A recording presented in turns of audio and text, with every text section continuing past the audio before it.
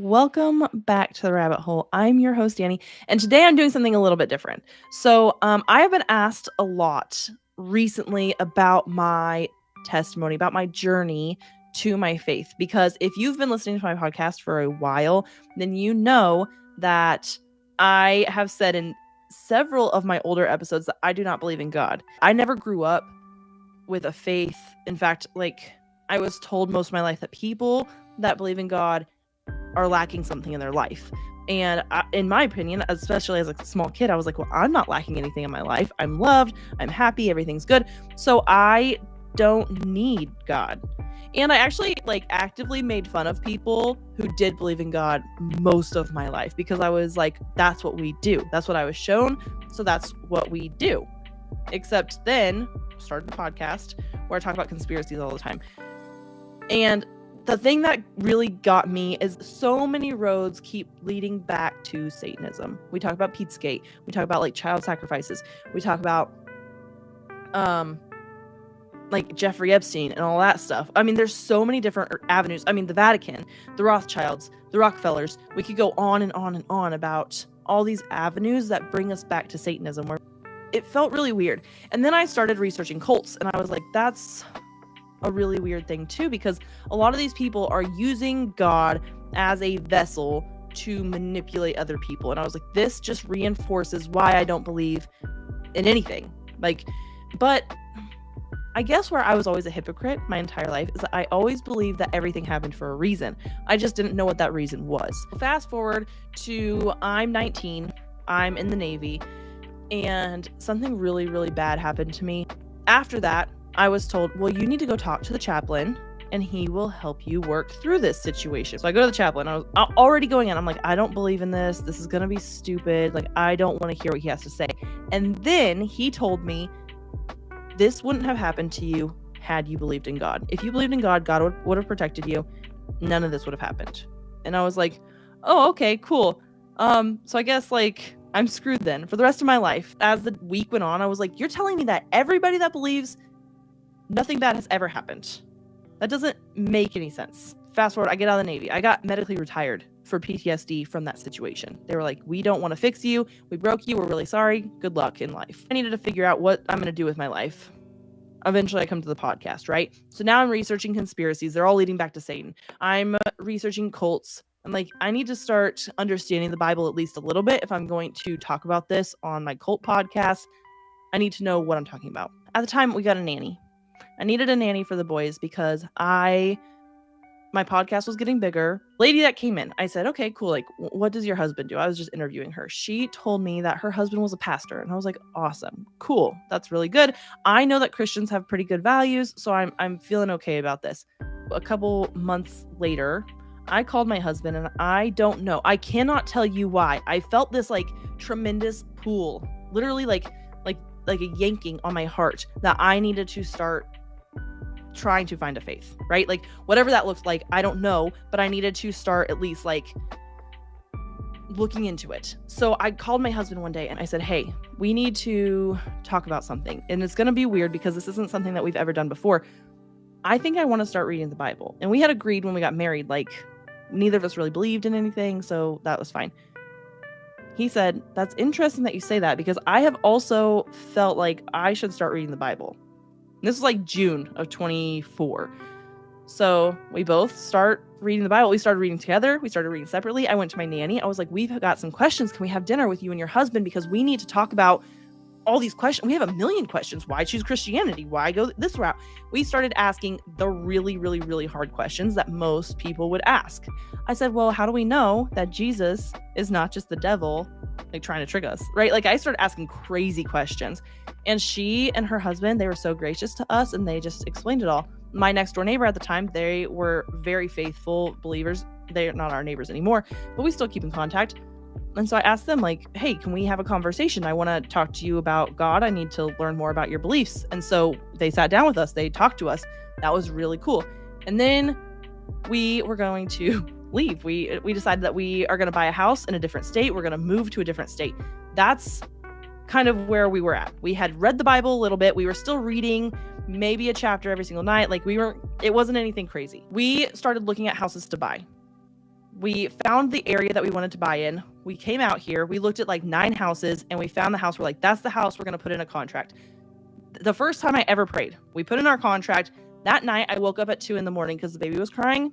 And I don't know why, but I felt like I needed to pray. And I had never prayed before in my whole life. So I didn't know what I was doing. I was just like, God, if this is supposed to happen, let it happen. Like, if we're supposed to have this house, let it happen. I don't know why. The next morning, my husband's like, yeah, I woke up in the middle of the night and I felt like I needed to pray.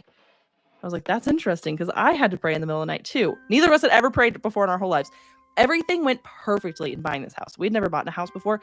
Everything went so smoothly. The inspection, we had to change lenders in the middle of it, but we didn't know. Like, it was so serendipitous that this lender happened to walk into our realtor's office and was like, hey, something's really weird with that situation.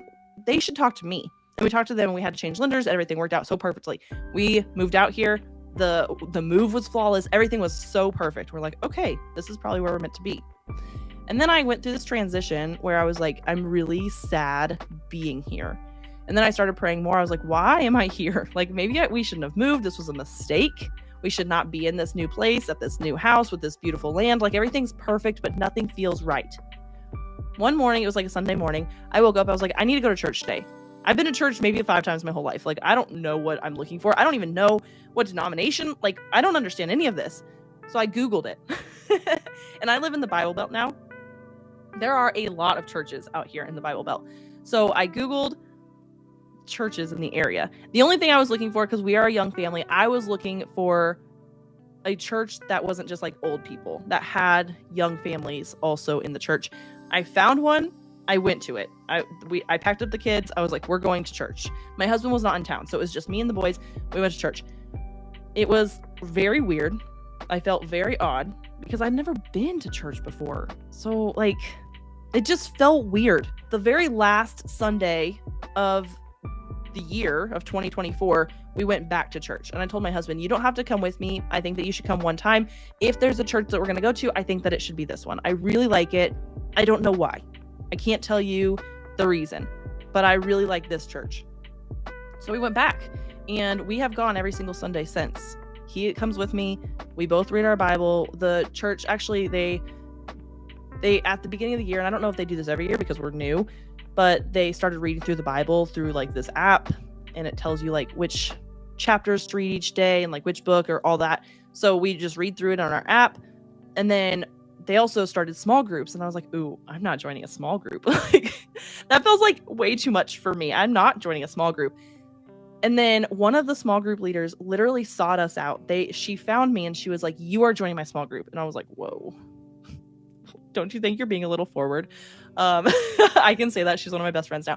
But at the time I was like, that feels really like too much. I'm just starting to come to church. Like, you want me to join a small group? Like, ugh. So I did, because she invited me. I didn't want to be rude. And she has 6 children. So I was like, perfect. Like, her 2 youngest are my 2 youngest age. This will be really fun. If nothing else, then maybe our kids can be friends, right? So I went to the small group. We go every single Wednesday now because I don't know. I just like couldn't tell her no after I started going. I couldn't just be like, oh, I'm not going anymore. And then like we started really learning.